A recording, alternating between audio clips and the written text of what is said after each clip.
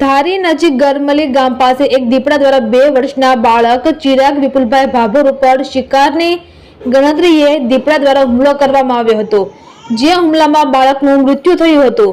ત્યારે સરકારના નિયમો અનુસાર મૃત્યુ પામનારના પરિવારને 5 લાખ રૂપિયા આપવાના હોય છે, જે બાબતથી વન વિભાગ દ્વારા માત્ર ગણતરીના જ દિવસોમાં જરૂરી કાગળી કાર્યવાહી પતાવીને મૃત્યુ પામનાર બાળકના પિતા વિપુલભાઈ ભાભોરને ધારાસભ્ય જેવી કાકડિયાના હાથે ચેક અર્પણ કરાયો હતો।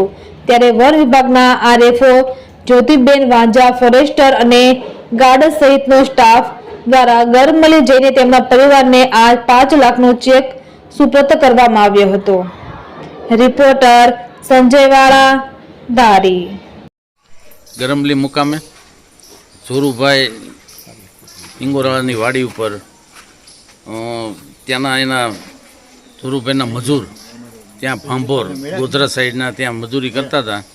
એમના દીકરા એ ચિરાંજભાઈ વિપુલભાઈ ભાંભોર એનું દીપડાએ હુમલો કરતા એનું મૃત્યુ ઉપજ્યું હતું। એના ભાગરૂપે સરકાર તરફથી આજે 5 લાખનો ચેક એના પરિવારને બોલાવી અને એને અર્પણ કર્યો છે। એમાં ઉપસ્થિત જોરુભાઈ ગામના સરપંચ, ગામના આગેવાનો બધા અને વન વિભાગના તમામ અધિકારીઓ સાથે આજે એને 5 લાખનો ચેક આપ્યો છે સરકારશ્રી તરફથી।